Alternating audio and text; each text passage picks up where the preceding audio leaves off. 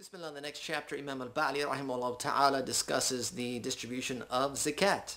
He says it is obligatory to distribute zakat immediately, if possible, just like an oath or an expiation. So, of course, this is based on the principle that a command implies an obligation and expediency, meaning that when we are given a command by Allah subhanahu wa ta'ala or the Prophet alayhi salatu wasalam, according to our madhab's principles, the command it basically means that it has to be done. It's an obligation. It's a wajib, and that it must be done immediately. It is not permissible to delay unless there is some type of an excuse. And this is similar to an oath that is taken if you were to take an oath, or if you were required to pay or perform some type of expiation, that must also be done immediately. There are some perhaps scenarios in which it is possible, he says, to delay it due to an excuse. So the distribution of your zakat, you may not be able to distribute it immediately because of a reasonable and acceptable excuse, like the person that you want to give your zakat being absent. It's potentially a problem as well if you fear that your wealth could be harmed in some way or lost in transfer or distribution, and so you decide to refrain and delay. And those are permissible situations in which you can delay the distribution of your zakat. It says whoever knowingly denies it, even if they distribute it, has committed apostasy. So of course, denying zakat here, much like denying prayer, it leads to apostasy, and there are some steps that are taken from point A to point B. So it's not an immediate thing that a person who denies their zakat all of a sudden has apostated, but rather there are some legal steps to be taken, including the person who has denied it to be informed of its obligatory nature and then requested to repent from this denial for a period of 3 days. And then if they continue to deny, even if they go through the process of making the payment, here it's about the actual legal standing of zakat, and that it is a religious obligation and not a mere voluntary act. And then whatever happens after that is up to the is to be handled in the courthouse by the legitimate authorities. It says, whoever withholds it due to stinginess or negligence will have it taken, and whoever knows the impermissibility of such will be penalized. So it is permissible for the legitimate Muslim authorities to demand distribution of zakat and even to facilitate that if required. Similar to a lot of countries that have federal or state taxes, where you're actually legally obliged to pay those taxes, and if you do not pay them, you could be fined or penalized in some way. And so zakat is similar in that regard, that it is enforced by the state, and it can be taken and then distributed as legally required. And also the person who knows of its impermissibility, meaning to deny or withhold, they know that it is impermissible to withhold their zakat, and they can be penalized. If they don't know the ruling of zakat, that it has to be distributed, then first they're informed of its ruling and its requirement before they are penalized. Basically, you get a warning in this case. In the next part, he says that the guardian of the young and mentally ill is required to distribute it on their behalf, and the prerequisite of which is the presence of an intention, just like for his own wealth. So here, the condition, and this is one of the acts in which it's permissible to select someone to act on your behalf, an agent of sorts, and this may be required, someone that's underage, they don't know what they're doing, or someone who has lost their mental capacity and they do not know what they're doing, but they do possess wealth which is liable for zakat. And so the person that is going to act on their behalf, the agent, must have an appropriate and legislated intention as he would with his own wealth. So the intention is going to be to intend to give zakat or to intend to give sadaqah wajiba, which is an obligatory charity, that's zakat, or sadaqatul mal, for example, or if it's zakat al-fitr, sadaqatul fitr. It's not sufficient that you just have a general intention to give charity, but the intention must be specific in nature, defining the type and the level of obligation for that particular charity. He says it is recommended to publicize it, meaning to publicize your distribution of zakat. We know in Islam it's recommended to give charity in secret so as to preserve the sincerity of your intention. However, for zakat it's a bit different, and that is because you do not want to be susceptible to people's doubts about you paying your zakat. So you will make it publicly known that you're giving your zakat in order to preserve your religious dignity and standing in the community, as well as to encourage others to fulfill their religious obligations.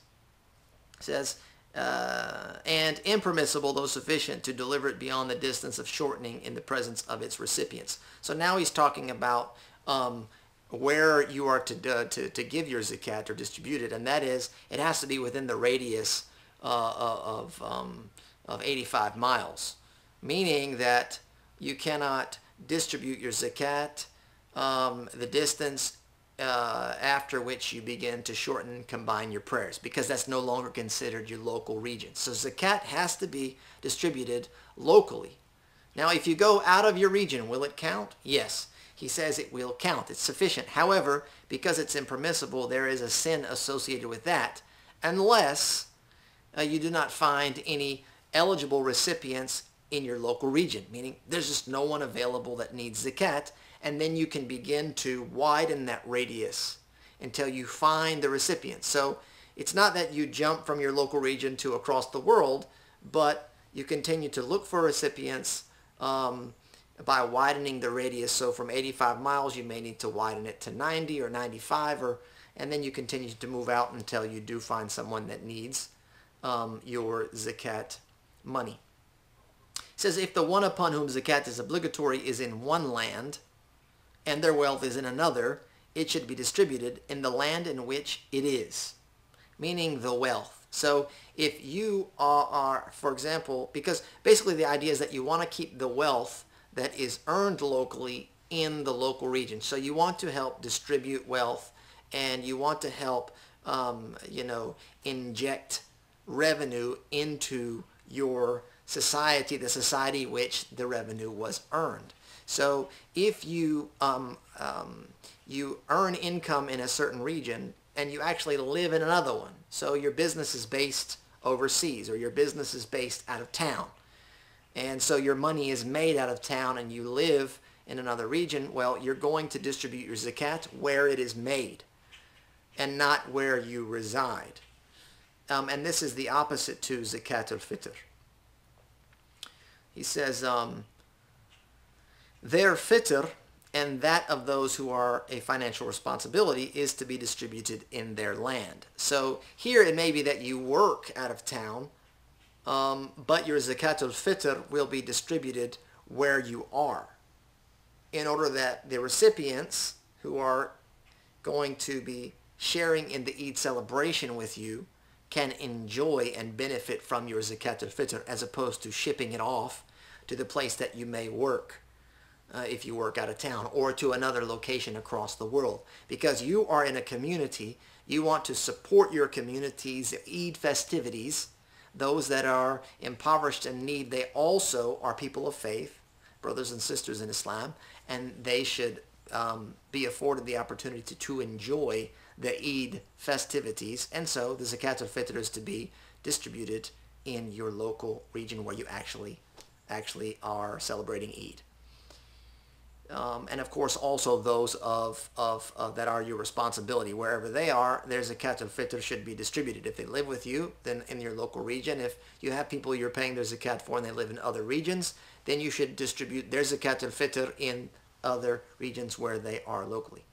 It is permissible to prepay zakat for no more than 2 years if the nisab is met, and not from it for the 2 years. So basically talking about prepayments of zakat, it's permissible to prepay zakat up to 2 years. So you can pay 1 year in advance, and you can pay up to 2 and no more in advance, as long as your payments do not dip into the actual nisab.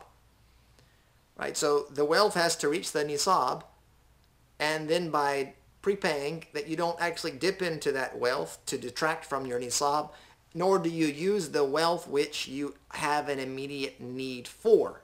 And that's a part of essentially calculating your nisab in the first place. It says it is only paid to 8 categories. So zakat is restricted, is a restricted charitable donation. It can't be given to any old thing. It has to be given to and restricted to these 8 categories. The first is the poor, and the poor are known as al-fuqara, and then after that is the impoverished, known as al-masakin. So you're thinking poor and impoverished, they seem like synonyms. They seem like the same meaning, but there is a technical definition to this. The faqir, or the fuqara, which we're translating here as the poor, are those that do not have half of what they require for the year. So they are less than 50% of what they require to live their life. And then the masakin, or the impoverished, are those that have 50%, but have 50% or more, but less than 100%. Right? So they do have some wealth, 50% of what they require for the year, but they are not at 100%. So these two, the fuqara and the masakin, you can give them zakat in order for them to reach 100% for the year. Depending on how much that may be, that can be distributed to them in that appropriate amount. The next is those working for the zakat fund. Those that are working, whatever job it is in support of the zakat, those that go collect it, those that do the recording, those that do the distributing, they can be paid a wage, a reasonable and fair wage, even if they themselves are wealthy or well off. The next is to soften the hearts, and this is for people that are of influence in their community, in their society, and that by giving them zakat money, you hope that they would accept Islam, and by accepting Islam, their position may bring others into Islam, or that you are afraid of their potential harming the community. And so by giving them some zakat money, you may prevent them from harming the community due to the relationship that was just established by way of financial support. Manumission of bondservants, this is al-mukatibin. These are Muslims who are bondservants of others and are basically offered the deal to buy their freedom, but they don't have the wealth to buy their freedom, and so you can pay zakat in order to purchase their freedom on their behalf. The next is the debtor, someone who is in debt, and there are 2 types of those that are in debt that the zakat can be paid. Someone who has gone in debt in order to reconcile between parties. There have been 2 parties or 2 communities that were on the brink of a disagreement or discord, and they spent money in order to calm the discord and prevent community unrest. And so because they've gone into debt, they are zakat, they can receive zakat. And then the other one is someone that has gone into debt for personal reasons. And there are some details to that. However, someone that has gone into debt for personal reasons and cannot get out of debt, their debts can be paid with zakat money. The next, number 7, is in the way of Allah, and this is talking about for soldiers that are serving in the military, the armed forces. They can receive zakat in order to fund their service, and we thank them for their service. They can receive such funds, which is similar to what many countries do by paying their military servicemen.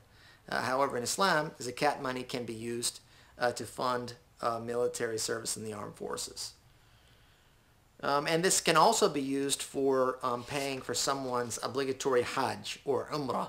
someone that does not have money that would unfortunately be unable to make that journey, they can use zakat money to do so. Of course, it has to be the obligatory Hajj, not to make multiple Hajj and Umrah, but the first one, which is obligatory. And then the last one is the wayfarer. And this is someone who is underway on a journey, and they have basically run out of resources to return home. Not someone that wants to make a journey from their country or from their locale, and they want to travel, for example, and they go asking for zakat money because they can't afford to make the trip. Say, look, I need to take a trip across the country, I need to take a trip across the ocean or overseas. No, this is talking about someone that's already underway, and now they need money in order to get back home. Even if there is someone that would lend them the money, they can receive zakat in order to make their way back home. So these are the 8 categories in a nutshell. It is permissible to limit it to one of the categories and recommended to give it to relatives who are not a financial responsibility.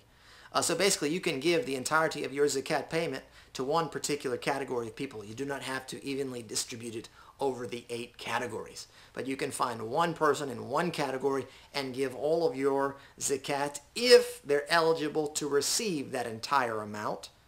That is something that can be done. Or you can give it to various different categories or people as you see fit. But it's to be understood that it is something that is permissible to do.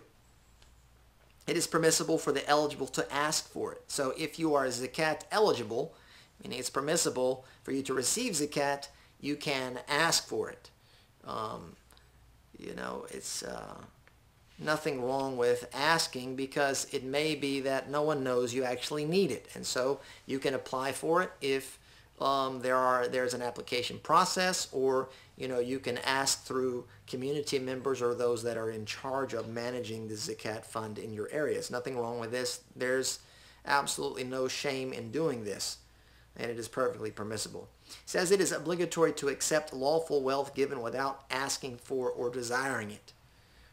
So if someone does give you that which is permissible for you to take, so if you are a zakat recipient and someone gives you, it's permissible for you to take, or someone gives you sadaqah, or someone wants to give you a gift, for example, as long as it is permissible, it's not haram, because in that case it would be haram to receive it, unless there's just dire extreme circumstances, then it is something that you are obliged to accept.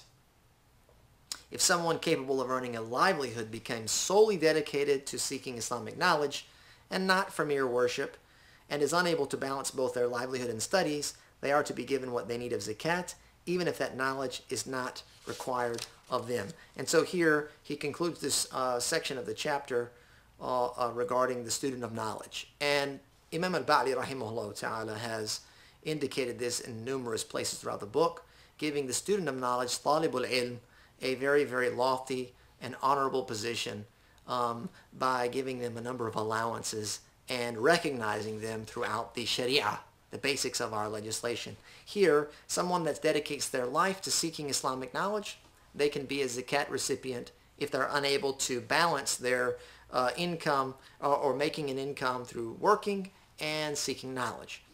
And this is also even if what they're doing is not required, meaning the knowledge that they're seeking, this is Islamic knowledge. Islamic knowledge is not actually required. It may be that there's another talibul ilm, that there's another imam, there's another sheikh, there's someone else in your area, there's someone that basically meets the need or the requirement of that knowledge, but because Islam encourages us to seek knowledge, and the virtue of the student and the scholar is so great, it's permissible to fund that pursuit with zakat money. And that should definitely not be overlooked when it is time to distribute your zakat on an annual basis.